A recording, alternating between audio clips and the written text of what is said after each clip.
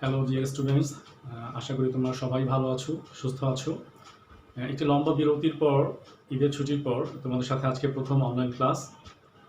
আশা করি এর মধ্যে তোমরা সকলেই ভালো ছিলে এবং পড়াশোনার মধ্যেই ছিলে এবং তোমাদের পড়াশোনার মধ্যে রাখার জন্য আমাদের যে এই প্রয়াস, আশা করি তোমরা সকলেই উপকৃত হচ্ছ।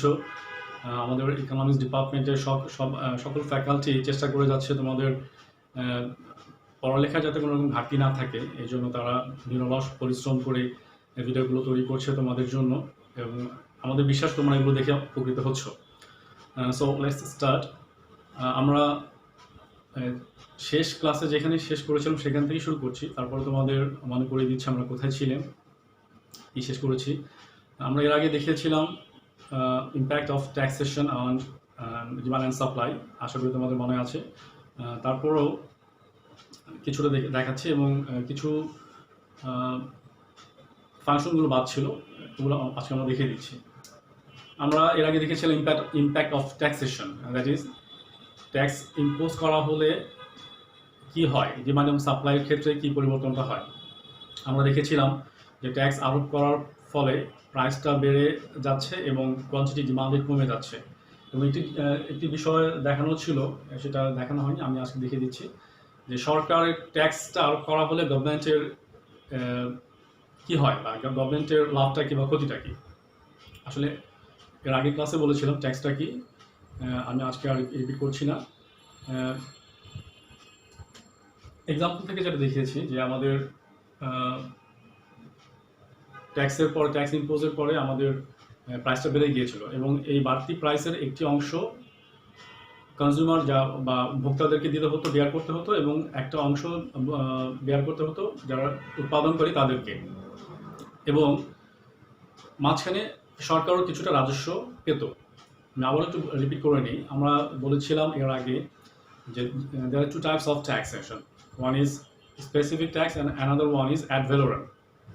স্পেসিফিক ট্যাক্সটা হলো নির্দিষ্ট করা থাকে আর অ্যাড ভ্যালুরেবল হলো পার্সেন্টেজ, এবং ট্যাক্স বা রেভিনিউ ক্যালকুলেশন করার সময় দুভাবে করতে হয়। যেমন আর ফর রেভিনিউ যদি স্পেসিফিক থাকে তাহলে কোয়ান্টিটি ডিমান্ডেড ইনটু ট্যাক্স। আমরা এর আগে দেখেছিলাম উদাহরণে যে 3 টাকা ট্যাক্স আরোপ করা হয়েছে, 3 টাকা কর আরোপ করা হয়েছে। আমি পেনের এক্সাম্পল দিয়েছিলাম যে যদি প্রতিটা কলমে 3 টাকা করে কর ধার্য করা হয় তাহলে কি হবে। যদি এমন হয় তাহলে সে for example Q is 50 unit and here tax is 3, that is 150 unit সরকারের রাজস্ব। এখানে রাজস্ব যদি কত হয় জিজ্ঞেস করা হয় তাহলে আমরা এইভাবে রাজস্ব বের করতে পারবো। যদি অ্যাড ভ্যালুরম হয় অথবা পার্সেন্টেজ যদি করা হয় তখন কিন্তু ফর্মুলাটা একটু চেঞ্জ হয়ে যাবে, সেখানে হবে P, that is price, tax impose করার পরে যে প্রাইসটা হলো সেটা into tax rate into quantity demanded. Tax impose করার ফলে নতুন যে প্রাইসটা সেটা এবং ট্যাক্সের রেট স্পেসিফিক ট্যাক্সের নির্দিষ্ট করা থাকে। What ever the price, the tax is fixed or specific. 3 টাকা যদি বলা হয় 3%, তার মানে প্রাইস যদি 100 টাকা হয় 3% মানে হয় 3 টাকা, যদি প্রাইস 200 টাকা হয় 3% মানে 6 টাকা। এইভাবে করা হয়। আমি ধরে নিচ্ছি এখানে price is equal to, for easy calculation আমি ধরে নিচ্ছি 100 টাকা, 3% মানে 3/100 ইন্টু কোয়ান্টিটি আমি যদি ধরি 50, 150। এভাবে একটু ডিফারেন্ট ওয়েতে আমাদেরকে ট্যাক্সের বা রেভিনিউটা ক্যালকুলেট করতে হয়। তো আশা করি তোমরা সকলেই বুঝতে পেরেছো এতটুকু।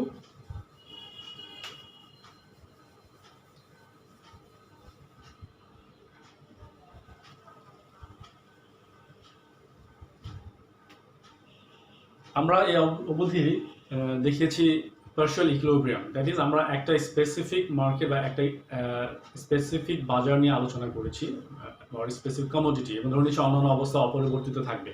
এখন আমরা জেনারেল ইকুইলিব্রিয়াম নিয়ে একটু আলোচনা করি, বা জেনারেল ইকুইলিব্রিয়ামে কী হয়। জেনারেল ইকুইলিব্রিয়াম যেটা হয়, ওভারঅল অন্যান্য দ্রব্যের ডিমান্ড এবং সাপ্লাই বিবেচনা করে আরেকটি দ্রব্যের সাপ্লাই এবং ডিমান্ডের কি কন্ডিশন হবে বা কি অবস্থা হবে সেটা বিবেচনা করা হয়।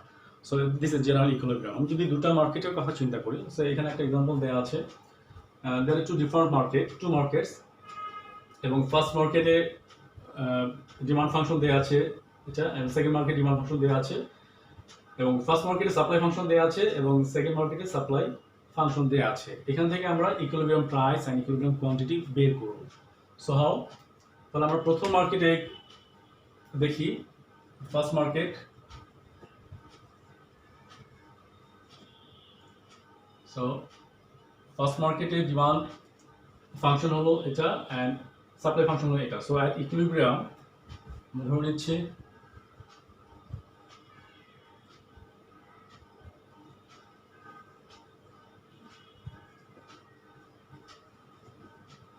told you this one.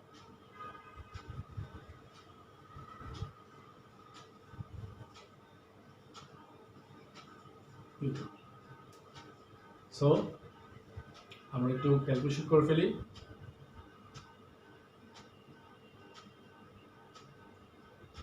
আমি শর্টে লিখে ফেলছি 5Q1 plus 3Q2 equal to 1900. This is equation 1b. And at second market,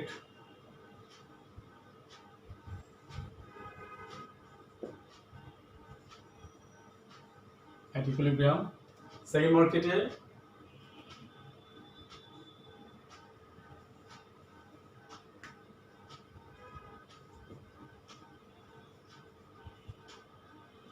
to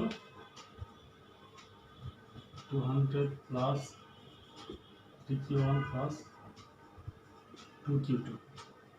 So এখানে যেটা হচ্ছে 4Q1 plus 6Q2 equal to 2600. So আমরা ফার্স্ট ইকুয়েশনে পেলাম 5Q1 plus 3Q2 equal to 1900 and এখানে পেলাম 4Q1 plus 6Q2 equal to 2600. এখন আমাকে বের করতে হবে equilibrium price and equilibrium quantity, এবং ইন বোথ মার্কেটে প্রাইস P1 P2 এবং Q1 Q2 বের করতে হবে। তাহলে আমরা ইকুয়েশনটা পেলাম, এখানে আমরা Q1 and Q2 বের করার চেষ্টা করব। কিভাবে করা যায়? সো ইফ ইউ রিমেম্বার, তোমরা সম্ভবত দশম শ্রেণীতে যখন ছিলে তখন সমীকরণ করেছিলে, বা আমরা এই ধরনের ইকুয়েশন আমরা করেছি, অনেকভাবে করা গেছে, সেটা প্রতিস্থাপন পদ্ধতিতে হতে পারে, সেটা অপনয়ন পদ্ধতিতে হতে পারে। তো আমরা এখানে যেটা করব, যে কোনো একটি ভ্যারিয়েবল ভ্যানিশ করার চেষ্টা করব। সো এখানে 5Q1 plus 3Q2 equal to 1900 R 4Q1 plus 6Q2 equal to 2600। তাহলে আমরা চেষ্টা করব Q1 অথবা Q2 অমিট করার জন্য। তাহলে যেটা করতে হবে, আমি যদি এক নম্বর সমীকরণকে 2 দিয়ে গুণ করি, তাহলে 10Q1 plus 6Q2 equal to 1900 into 2, 2 দিয়ে গুণ করেছে 3800 হবে, এবং এটা আমরা 1 দিয়ে গুণ করে বিয়োগ করবো, তাহলে দেখা যাক কি হয়।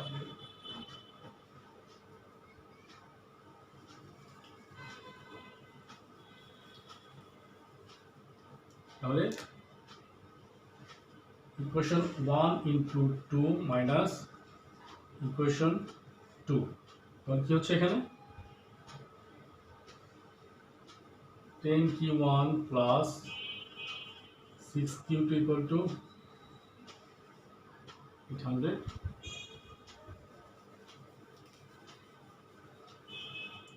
আর এখানে 4Q1 plus 6Q2 equal to,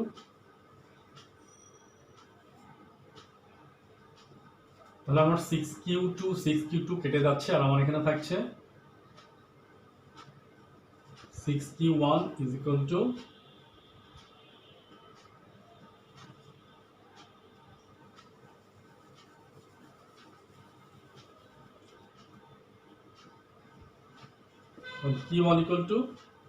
200. So Q1 200 বের হল। Q1 এর মান আমি যদি যে কোনো একটি ইকুয়েশনে বসাই, এই ইকুয়েশনে যদি বসাই, এই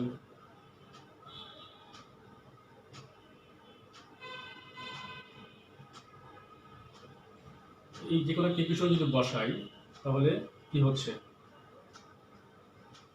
এই 2 নম্বর ইকুয়েশন যদি বসাই কিউ এর মান 2 নম্বর সমীকরণে বসাই,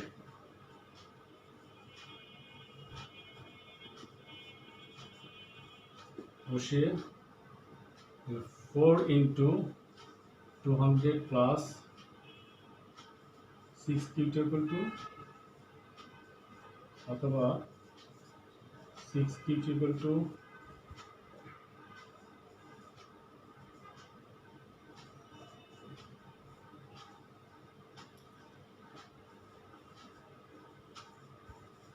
তাহলে আমরা পেলাম Q1 star equal to 200 এবং Q2 পেলাম 300। তাহলে আমরা Q1 এবং Q2 পেয়ে গেলাম। আমি এখানে নোট করে রাখছি Q1 equal to 200 and Q2 equal to 300। এখন Q1 এবং Q2 এর মান আমি যে কোনো সমীকরণ বসিয়ে দিব।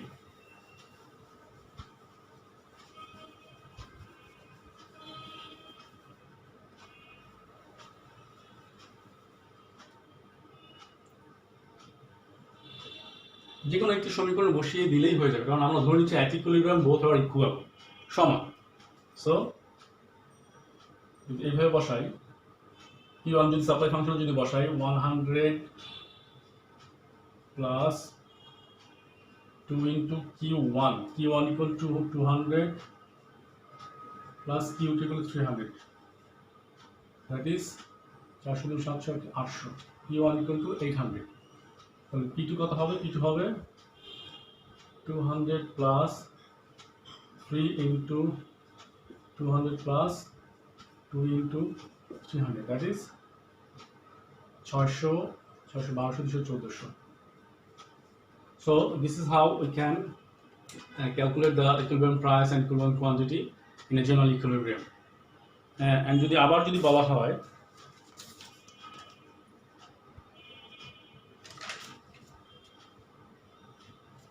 দ্রব্য দুটির মধ্যে সম্পর্ক কেমন, তার মানে these are two goods, Q1 and Q2, these are two goods, দুটা ভিন্ন ভিন্ন দ্রব্য, দুটো দ্রব্যের মধ্যে সম্পর্কটা কেমন হবে সেটা বের করার জন্য আমাদেরকে ডিফারেন্সিয়েশন করতে হবে। আমি যদি মুছে দিচ্ছি এখানে, তো তাহলে আমাদের ইকুইলিব্রিয়াম প্রাইস হলো 800 and 4।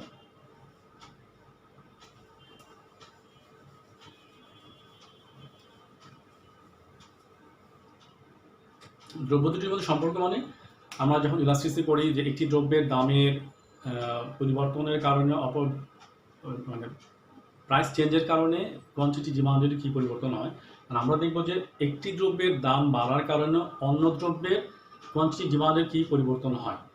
সেটা একটি দ্রব্যের দাম বাড়ার সাথে অন্য দ্রব্যের দাম বা চাহিদা বাড়তেও পারে, কমতেও পারে। যদি একটি দ্রব্যের দাম বাড়ার কারণে অপর দ্রব্যের চাহিদা যদি কমে যায় তাহলে বুঝতে হবে তাহলে সম্পূরক দ্রব্য। যেমন সে ফর এক্সাম্পল ক্যান সে যদি চিনির দাম বেড়ে যায় তাহলে চায়ের চাহিদাটা কিছুটা কমে যায়। আবার যদি এমন হয় যে পেট্রোলের দাম বা তেলের দাম যদি বেড়ে যায় তাহলে কারের চাহিদা বা কার কেনার চাহিদাটা কমে যায়। সো দিস আর কমপ্লিমেন্টারি বা একটি আরেকটির সম্পূরক দ্রব্য। সো আমরা সেটা কীভাবে ক্যালকুলেট করব?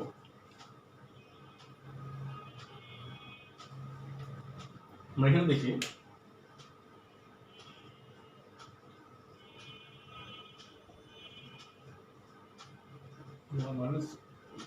Q2, so P1 that is the price for Q1। তাহলে আমি যদি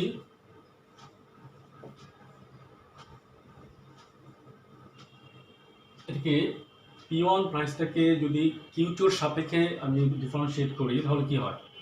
এখানে হচ্ছে -2, সো -2 is less than 0। যদি এমন কন্ডিশন হয় তাহলে বুঝতে হবে যে দ্রব্যটির মধ্যে সম্পর্ক হলো দে আর কমপ্লিমেন্টারি, তার মানে সম্পূরক। যেমন যেটা বললাম যে তেলের দাম যদি বেড়ে যায় তাহলে গাড়ির চাহিদাটা কমে যায়, বা চিনির দাম যদি বেড়ে যায় তাহলে চায়ের চাহিদাটা কমে যায়। So these are complementary. যদি এমন হতো আবার এমন সেকেন্ড প্রোডাক্টের ক্ষেত্রে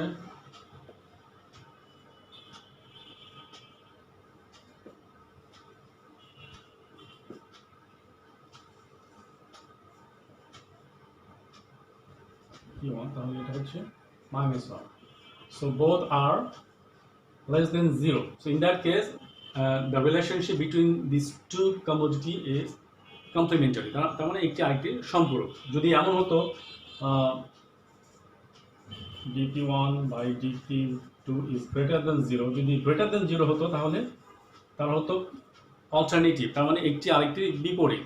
একটি আরেকটির বিপরীতে কেমন হয়, যেমন যদি হঠাৎ করে গরুর মাংসের দাম বেড়ে যায় তাহলে মুরগির মাংসের চাহিদাটা বেড়ে যায়। হঠাৎ করে চায়ের দাম যদি বেড়ে যায় তাহলে কফির চাহিদাটা বেড়ে যায়। সো একটি আরেকটির alternative. So this is the condition here.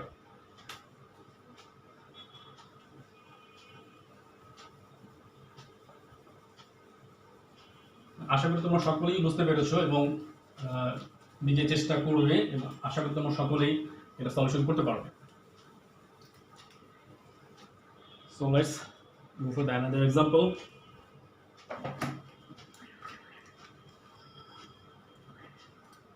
আমরা এর আগে তোমরা হয়তো মাইক্রো ইকোনমিক্সে পড়েছো, ব্যষ্টিক অর্থনীতি পড়েছো, বাজারের ধরন পড়েছো, যে বাজার হতে পারে প্রতিযোগিতামূলক, হতে পারে পূর্ণ প্রতিযোগিতামূলক হতে পারে বা অপূর্ণ প্রতিযোগিতা হতে পারে, যেমন মনোপলি মার্কেট হতে পারে, সেটা কম্পিটিটিভ মার্কেট হতে পারে, সেটা গ্লোবালি হতে পারে, সেটা অলিগোপলি হতে পারে। সো বিভিন্ন মার্কেটে, বিভিন্ন টাইপসের মার্কেটে আমাদের ইকুইলিব্রিয়াম প্রাইস, ইকুইলিব্রিয়াম কোয়ান্টিটি আমরা কীভাবে বের করতে পারি সেটা আমরা একটু দেখব এক্সাম্পলের মাধ্যমে। ধরো এই যে মনোপলি মার্কেট এক্সাম্পল দেওয়া আছে,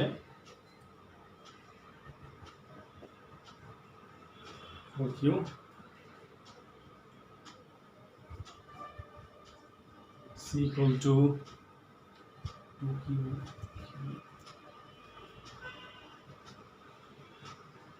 Q minus what is the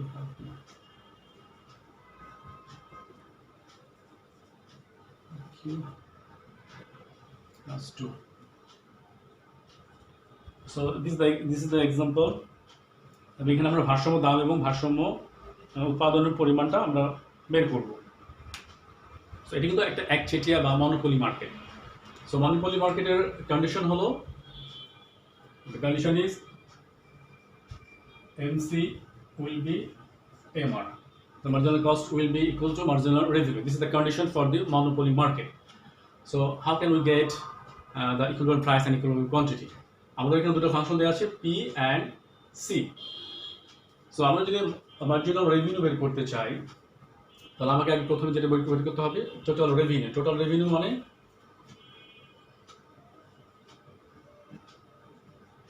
P into Q, price and quantity is equal to total revenue. আমার এখানে দেওয়া আছে P, তাহলে P হলো 11 মাইনাস 4Q, আর আমাকে Q গুণ করতে হবে into Q।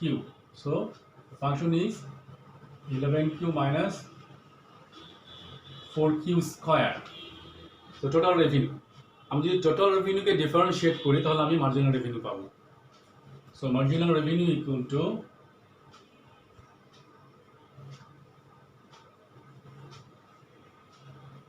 DQ, that is 11 minus 8Q, পাওয়ারটা গুণ হয়ে যাবে এবং পাওয়ার থেকে 1 বিয়োগ যাবে। So marginal revenue is equal to 11 minus 8Q. So আমরা একটা কন্ডিশন পেলাম, হাফ, মানে 1% অফ দি কন্ডিশন। তাহলে আমাকে মার্জিনাল কস্ট বের করতে হবে। আমার এখানে কস্ট C ইকুয়াল টু, এটাকে আমি টোটাল কস্টও বলতে পারি, টোটাল কস্ট অনেক সময় C দিয়ে প্রকাশ করা হয়। তাহলে টোটাল কস্টটাকে আমি যদি ডিফারেন্সিয়েট করি তাহলে আমি মার্জিনাল কস্ট পাবো।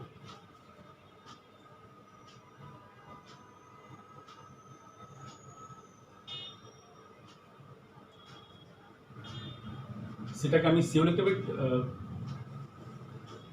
টিসিও লিখতে পারি, দ্যাট ইজ 6Q স্কয়ার। পাওয়ারটা সামনে গুণ হয়ে যাবে 3 into 2 6, আর পাওয়ার থেকে 1 বিয়োগ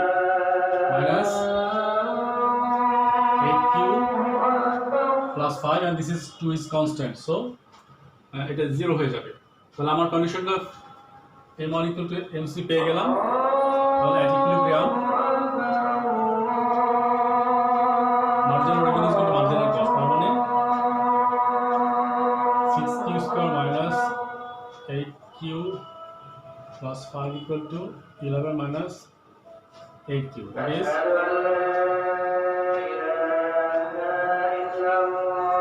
6q square 8q কেটে যাচ্ছে এবং 5টা একটু চলে গেলে 6 হয়ে যাবে। তাহলে q square equal to 1 or q equal to 1, so equilibrium quantity is equal to 1. equilibrium quantity এর মানটা যদি আমি p তে বসিয়ে দিই,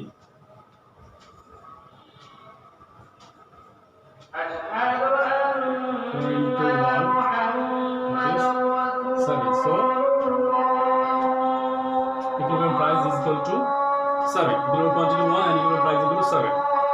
এখন যদি বলা হয় এক চিটে কারবারের মুনাফার পরিমাণ কত, মুনাফা, সো মুনাফা equal to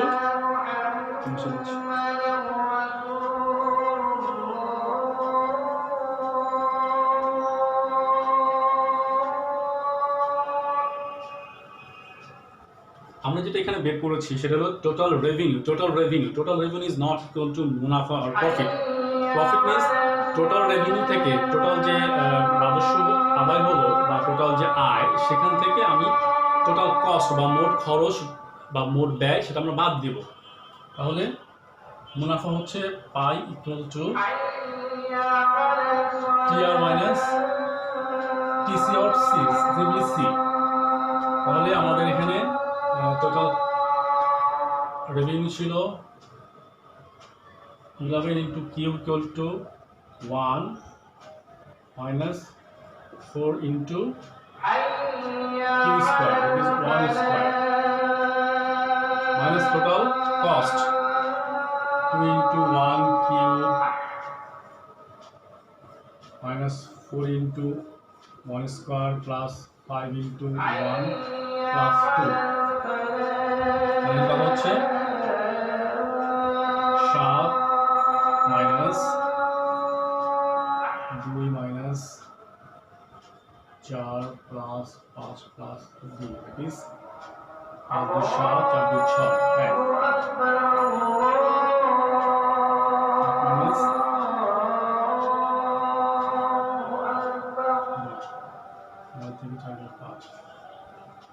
2. So the total profit will be 2 টাকা।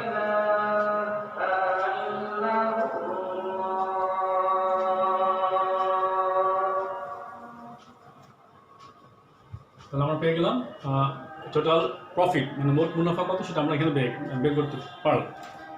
এখন যদি বলা হয় একক প্রতি 3 টাকা করে কর আরোপ করলে ভারসাম্য দাম এবং উৎপাদনের পরিমাণ কত হবে? এখন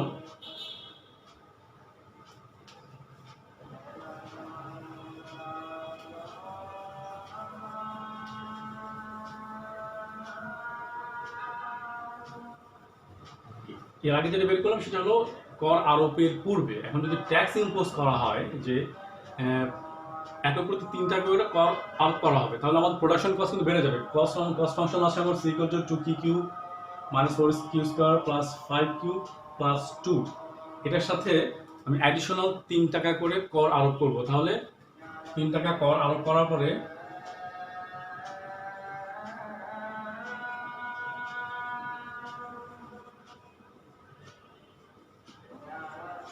or c function equal to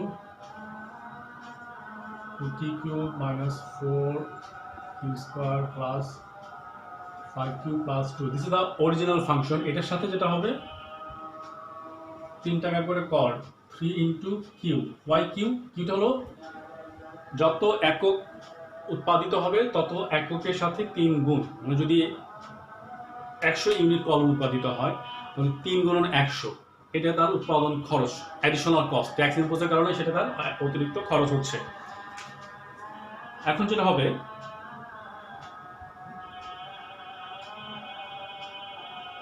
তাহলে আমাদের নতুন ফাংশন কত হচ্ছে 2q minus 4q square plus 5q plus 3q 8q plus 2. This is the new function. তাহলে আমি যদি মার্জিনাল কস্ট বের করতে চাই তাহলে আমার কত হবে 6q minus 8q plus 8 plus 0। আর আমার আগের প্রাইস ফাংশন, আগে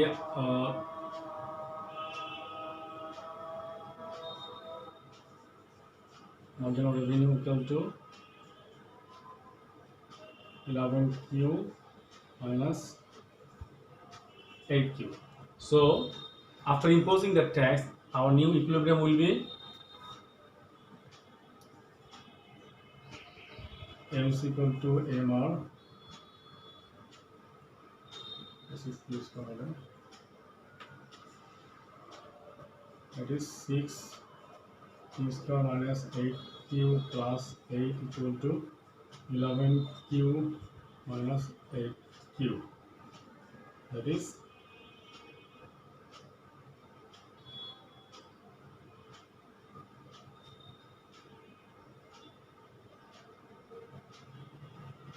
this is 11, sorry. So 6q square equal to 2. Q square equal to half.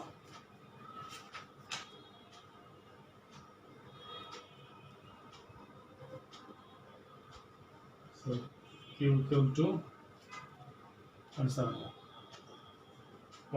তাহলে আমাদের ট্যাক্স ইম্পোজের আগে আমরা দেখেছি কিউ ছিল 1, তাহলে 3 টাকা কর আরোপের পর আমার ইকুইলিব্রিয়াম কোয়ান্টিটি হলো 0.71।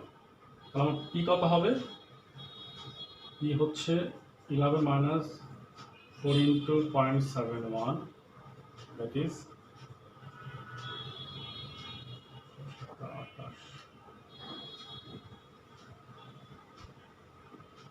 that is 8.16. সো আগে কিন্তু আমার প্রাইস ছিল, ইকুইলিব্রিয়াম প্রাইস ছিল 7, সেটা বেড়ে গেছে। ট্যাক্স ইম্পোজের কারণে আমার প্রাইসটা, ইকুইলিব্রিয়াম প্রাইসটা বেড়ে গেছে। So this is how we can make a solution.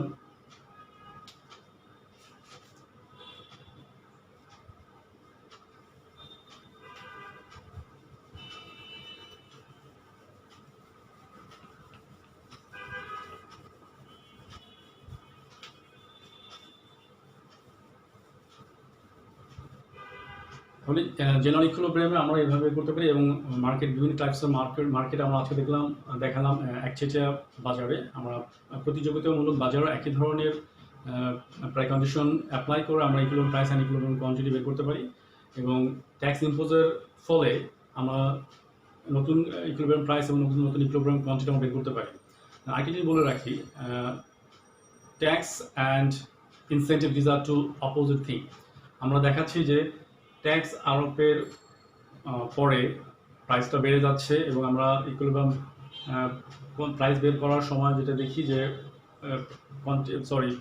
ট্যাক্সটা যোগ হয়, এবং এর আগে আমরা দেখেছি যে আমরা যখন ডিমান্ড অ্যান্ড ইকুইলিব্রিয়াম সাপ্লাইটা বের করতে গেছি তখন দেখেছি যে আগে যে রেগুলার প্রাইস ছিল সেটা থেকে আমরা ট্যাক্সের পরিমাণটা বাদ দিয়েছি, কিন্তু যখন সাবসিডির কথা বলা হবে বা ভর্তুকির কথা বলা হবে তখন আমরা এই ভর্তুকিটা প্লাস করে দেবো, কারণ ট্যাক্স বা সাবসিডি দেওয়ার আগে যে প্রাইসটা পেত সাবসিডি দেওয়ার পরে তার চেয়ে বেশি প্রাইস পাবে। সো আমরা তখন পি এর সাথে সাবসিডি অ্যামাউন্টটা প্লাস করে দেবো, যেটা আমরা ট্যাক্সের ক্ষেত্রে মাইনাস করে দিয়েছি। সো আজকে এই পর্যন্তই থাক, আমরা নেক্সট সেশনে আবার চেষ্টা করব নতুন কিছু শেখার জন্য। আল্লাহ হাফেজ, ভালো থেকো সবাই।